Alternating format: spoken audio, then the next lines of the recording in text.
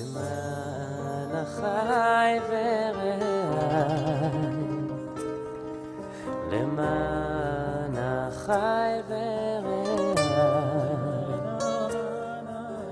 אדם בנה אתה בנה, שלום לך. Hello. Today we're discussing Parsha Netzavim. I didn't shave because Shabbat just finished, and we had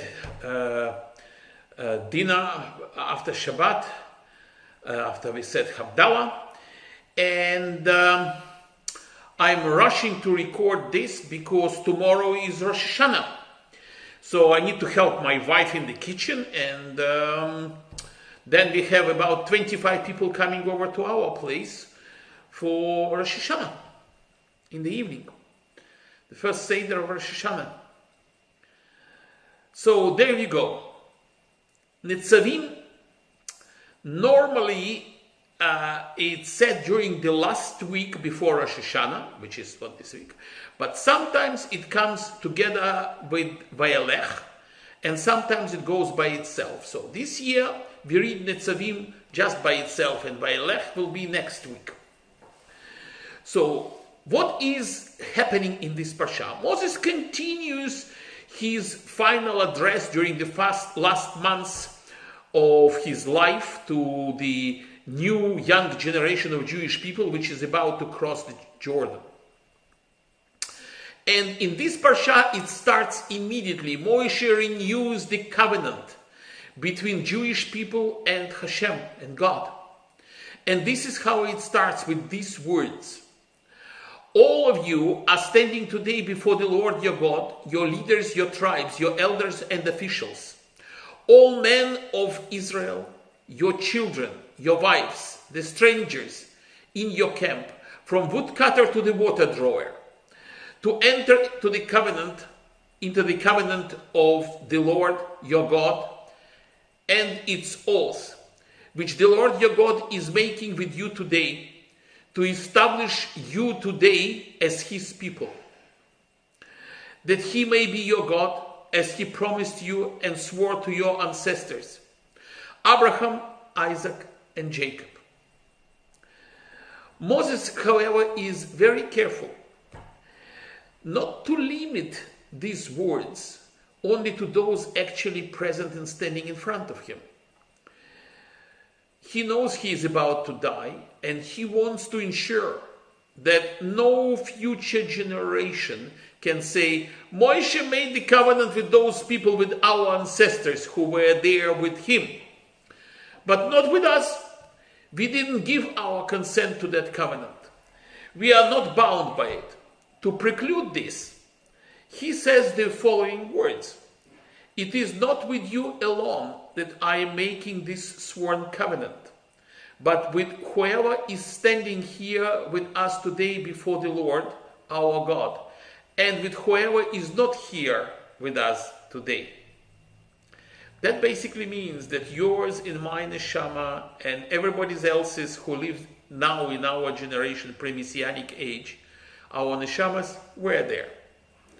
And have no illusions about it. You are bound by the covenant. This was the first time that the covenant was actually renewed after Mount Sinai, but not the last.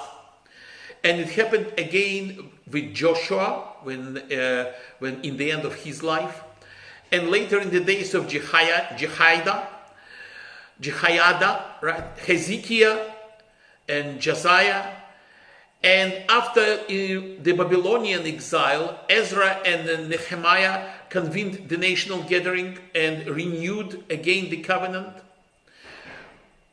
But first time, the renewal of the covenant between Jewish people and God took place that very day. It happened because Moses knew it had to happen. The terms of Jewish history were about to shift from the divine initiative to human initiative. This is what Moshe was preparing the Israelites for in the last months of his life.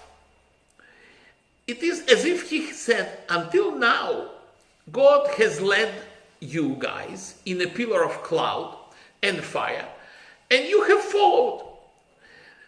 And he was taking care of you all the way, of every aspect of your life. Now, God is handing over the reins of history to you. From here on, you must lead. If your hearts are with him, he will be with you. If you turn to Torah, in other words, he will be with you. But you are now no longer children.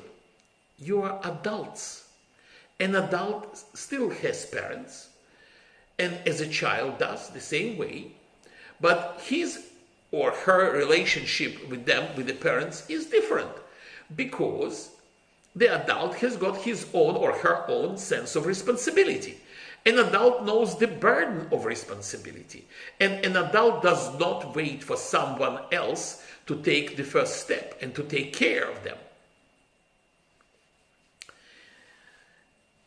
Moshe is preparing them, getting them ready for the new beginning, in which we act for God, instead of waiting for God to act for us. Rabbi Jonathan Sachs explains this in a very interesting allegory taken from his life. I will present you very similar allegory which happened to me actually. But the idea is his, and I'm simply following his idea because I think the idea itself is absolutely brilliant.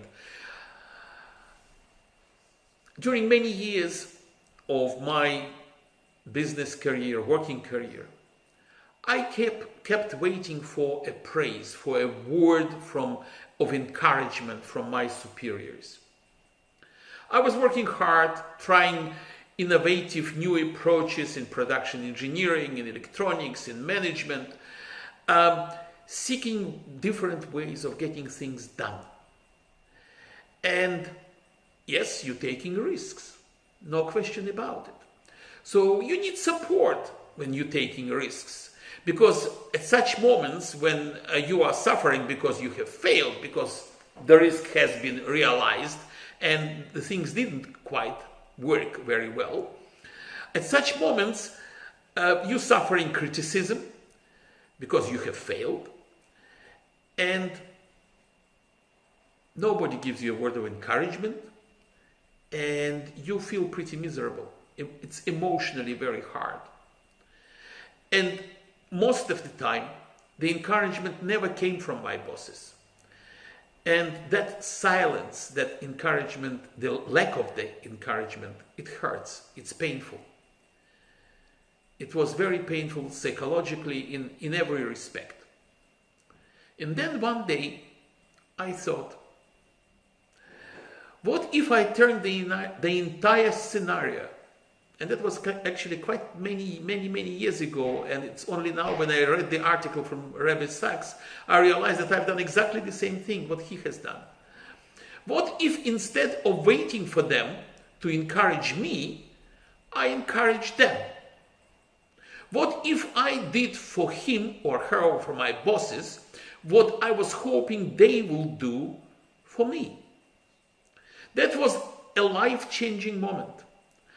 It gave me a lot of strength, and I never had before this way of confidence prior to this moment. And I began to formulate my ethic. Don't wait to be praised. Praise others. Don't wait to be respected. Respect others. Don't stand on the sidelines criticizing others. Do something yourself to make things better. Don't wait for the world to change the way you want it to be changed. Begin the process yourself. And then win others to the cause of your project. In other words, take your life into your own hands and take initiative. Don't blame other people. Don't expect them to praise you either. Just take initiative and do things for yourself, for the others, and praise others. help others, and then you will suddenly find out that you have got a lot of power, a lot of abilities. And that was what Moshe was doing in the last moments of his life, in that long series of public addresses which he makes right through the whole book of the Devarim. And that has culminated in the great covenant renewal, the ceremony in this parsha, Netzavim. Devarim marks the end of childhood for the Jewish people. They became adults, they became a nation. From there on, Judaism became God's call to human responsibility. For us, faith is not waiting for God to do something for us. Faith is the realization that God is waiting for us. He is waiting for us to work for Him, to serve Him. Hence the life-changing idea. Whenever you find yourself distressed because someone hasn't done for you what you think they should have done for you, turn the table around and then do it for them. Don't wait for the world to get better. Take the initiative yourself. The world is waiting for you. And doesn't matter what is your age and at what stage of your life you are. You are capable to do things, to achieve things, and to get results. I wish you Shana Tova, Hametuka, and may God bless you in the new year and inscribe you in the book of life. I will see you in the next parsha. Goodbye. למען החי ורעי, למען החי ורעי, אדברה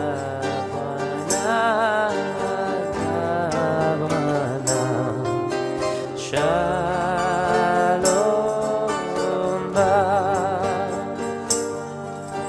למען בית השם אלוקינו, אבק שטוב לה, למען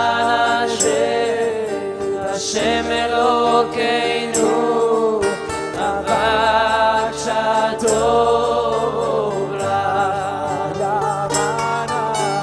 למען בית השם אלוקינו, אבק שטוב לה, למען בית השם אלוקינו, אבק שטוב